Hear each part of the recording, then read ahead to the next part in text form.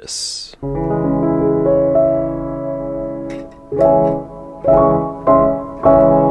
is the C sharp minor scale, minor chord, sorry, minor triad really, sorry again.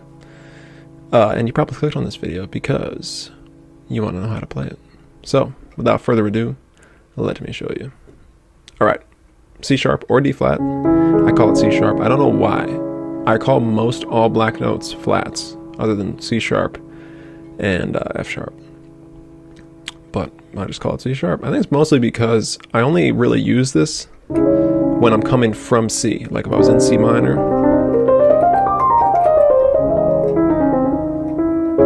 and I go up to C sharp for a second, so then you're sharping what you did, moving it up by half step. So anyway, that's why I call it C sharp, but you can call it D flat or whatever you want. The notes are C sharp or D flat as the 1, E as the 3, and G sharp or A flat as the 5. And I would always play it with the octave on top. Just, oh my god, just makes the chord sound much bigger. So anyway, that's it. Fingering.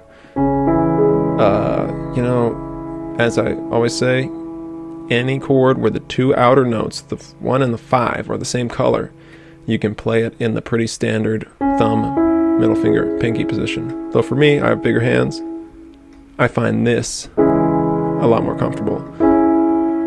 Pointer, middle finger, ring finger. And again, my hands are pretty stretchy from playing piano for a while, so that probably looks weird to most people, but basically whatever works for you.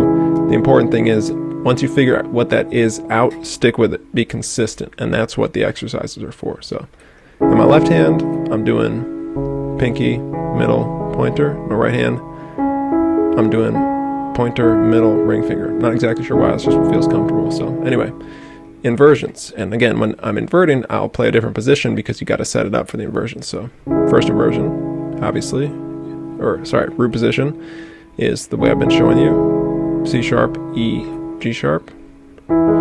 First inversion, E, G sharp, C sharp.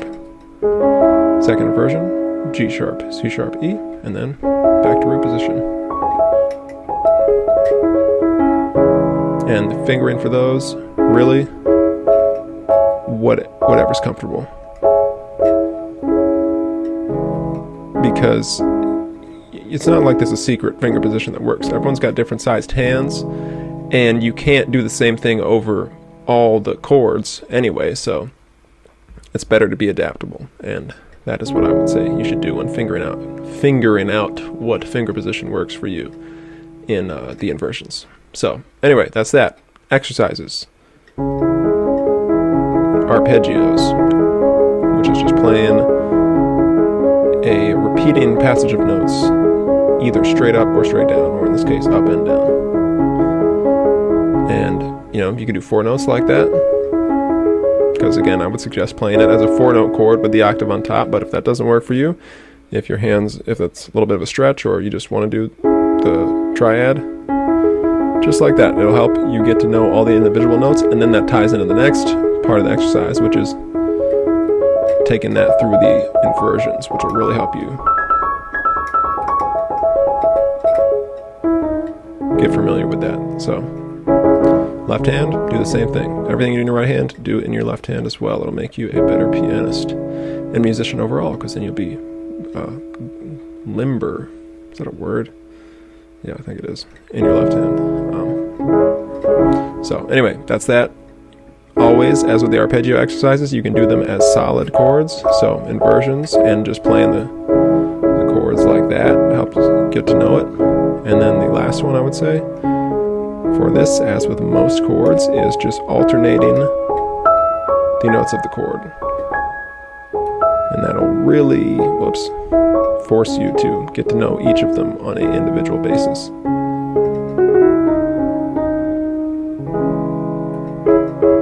So, very cool sounding scale and chord. I don't use it that much because it's pretty funky to play on keyboard, and I find its character to be pretty similar to C minor. So if I want that type of sound, I'll probably do C minor or D minor. But if you need to do a little crazy, jazzy thing, go up a half step.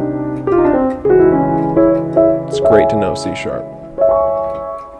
And, you know, who knows? Maybe you'll play in a band where they only play in C sharp. So it's good to know all of these. That's why I'm making these videos. But anyway, if you found this insightful or educational at all, please hit the thumbs up button and subscribe to the channel for more like this. I will catch you in the next one. Peace.